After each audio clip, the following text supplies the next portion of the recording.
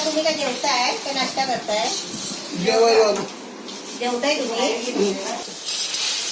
तळून काढायचे ते थोडेसे लालसर करायचे. मला शॅम्पल लय मजबूत झालंय. हा, छान झालंय. टाकलं की ऑटोमॅटिकली करतोय. नवीन रेसिपी पाहण्यासाठी लाईक करा, सबस्क्राईब करा आणि ही घंटी वाजवा.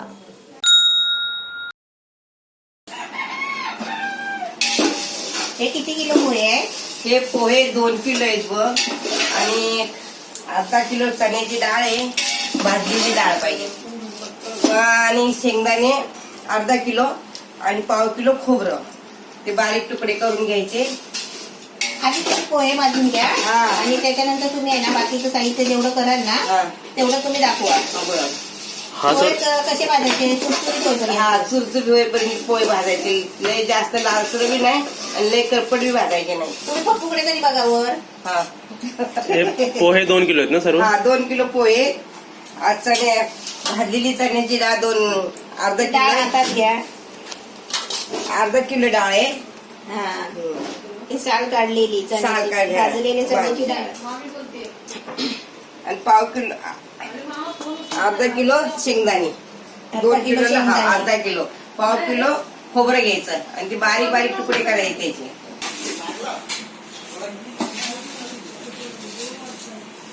आवाज चांगला येतो, कुरकुरीत झाले. आणि पातळ पोहे आहेत ना? हा, पातळ पोहे. म्हणजे पातळ पोह्याचा चिवडा. साफ करते आता शेंगदाणे. एक खवट बिवट असलेले काढून ठेवायचं बाजूला.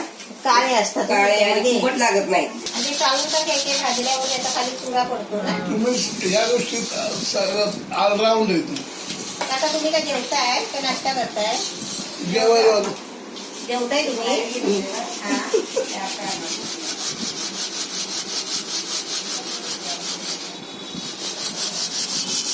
हे भाजल्याच्या नंतर आता चुरा येतो ना तो, म्हणून चालून काढायचे. भारी काम करताय म्हणतो. चांगलं आहे ते. हे असे काळे झालेले डाग पडलेले शेंगदाणे असलेत ना तर ते काढून टाकायचे. मग चिवडा खाताना कसा प्रॉब्लेम होतो आणि एखादा जो असं खराब शेंगदाणा दाताखाली आला ना तर कडू चिवडा लागतो. कोणती पण गोष्ट आणली तर साफ करायला लागते. पोहे आणले तरी पण ते साफ करायचे पहिले सुपात घेऊन.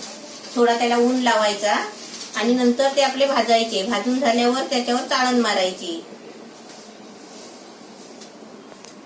शेंगदाणे आता तळून घ्यायचे आणि ते लालसर कडाईत करायचे म्हणजे मग कडक होतात. म्हणजे इकडे आता हा पोहा पण हे करून झाला ना. पोहे चाळून झाले.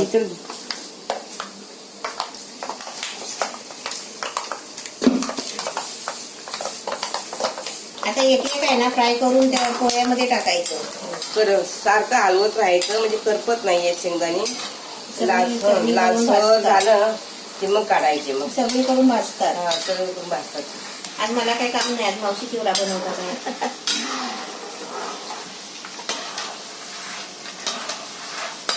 मावशीने साबुदाण्याचा चिवडा पण छान बनवला होता उपासाचा.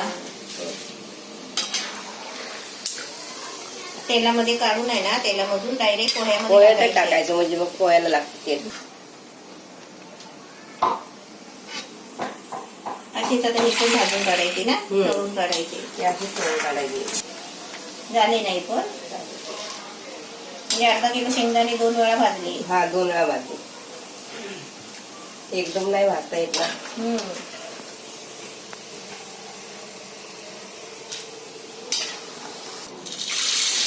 ते डाळ पण तशीच तळून घ्यायची भाजून तेलामध्ये.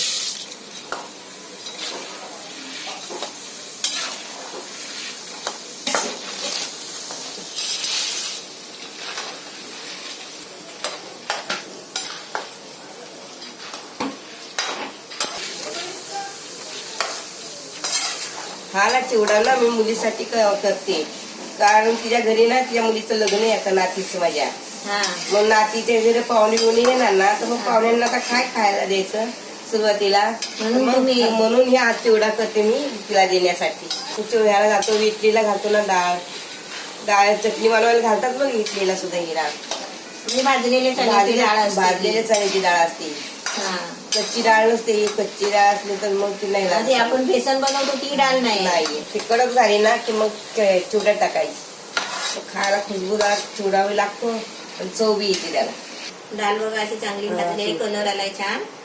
अशी डाळ चांगली भाजून घ्यायची.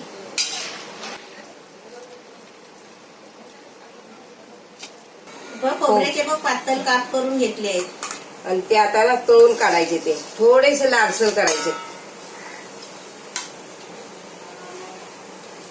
थोडे लालसर केले ना म्हणजे मग कुरकुरीत लागतात खायला. खोबरा टाकल्याबरोबर किती पेस्ट आला ना. हो. भाजला खोबरा. हा भाजून खोबरं नाही भाजायला वेळ लागत. हा कलर छान आलाय तरी पण.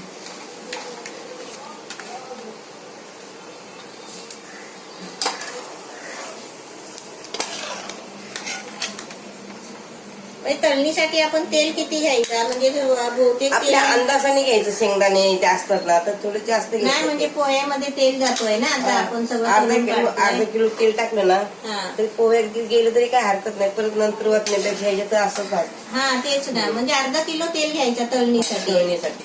हे तेल जास्त आहे पण ह्याच्यातलं काढून घ्यायचं. आता फोडणी द्यायची आता चिवड्याला. हा. मोहरी टाकली ना तुम्ही? ही मोहरी टाकली आहे. थोडी मोहरी टाकायची 1-1.5 चमचा. हा थोडीशी जिरी टाकायची, जास्त नाही टाकायची, हा, थोडीशी टाकायची. थोडीशी नावाला हा, नावाला. म्हणजे पाव चमचा. एक कढीपत्ता घेतलाय अंदाजाने. त्याची पानं 1 वाटी घ्यायची. हा, एक वाटी अंदाजाने. घ्यायची कढीपत्त्याची.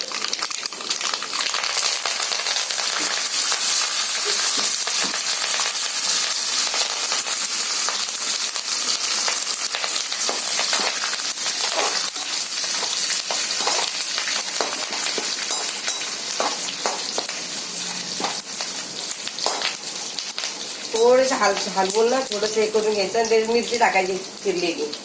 ही मिरची किती आहे? 150 ग्राम आहे. 150 ग्राम. हा 150 ग्राम. आपल्याला तिखट लागला ना तर 150 ग्राम टाकायची, नाही तर मग कमी करायची. 100 ग्राम टाकलं तरी चालते. मग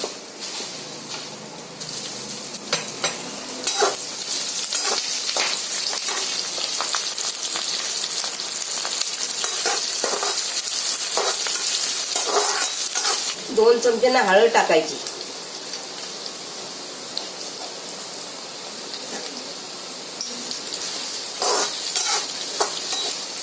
आपल्या ना अंदाजाने ना ह्याच्यात मीठ टाकायचं. हा, फोडणीमध्ये मीठ फोडणीमध्ये टाकायचं. मीठ टाकायचं.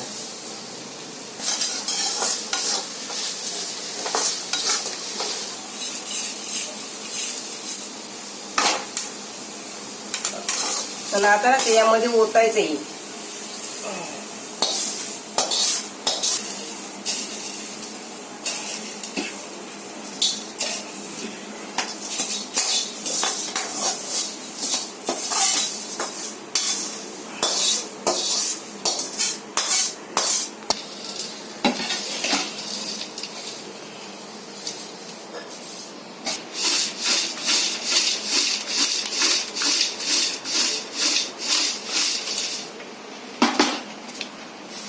आता गॅसवर किती वेळ ठेवायचं आपल्याला? 5 मिनिटं ठेवायचं गॅसवर.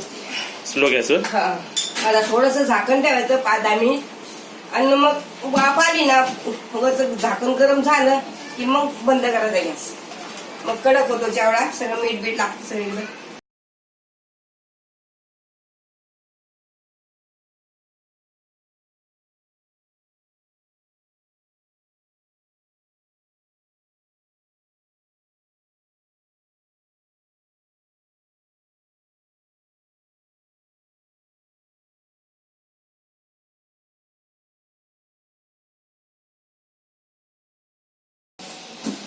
मला दादा शॅम्पल खा थोडासा, कसा झालाय तो सांगा. नाही चांगला या आहेत म्हटल्यावर डायरेक्शनला काय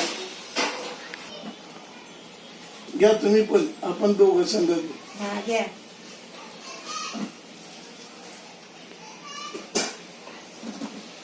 एकदम मस्त झाला, एकदम कुरकुरीत. तोंडात टाकल्याबरोबर हा. एवढा चुरचुरीत झालाय. मस्त झालं, खूप दिवसांनी करते ना. लय भारी झाले.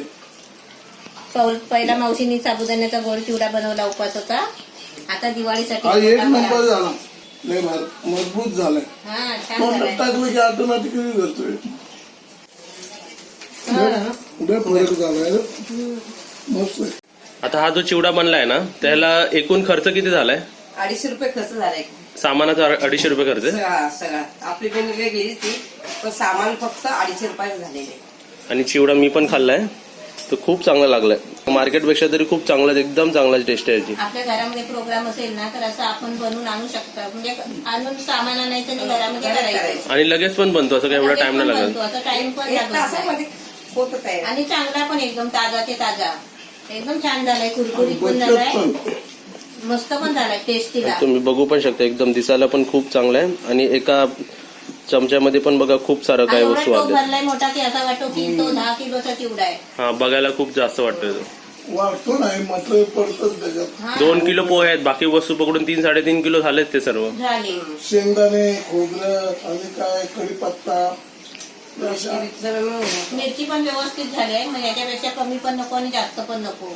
हे 150 ग्राम 150 ग्राम मिरची. व्यवस्थित एकदम, म्हणजे हा. तिखट पण व्यवस्थित झालंय ते. एकदम मस्त मीठ झालंय. पण व्यवस्थित पडलं एकदम.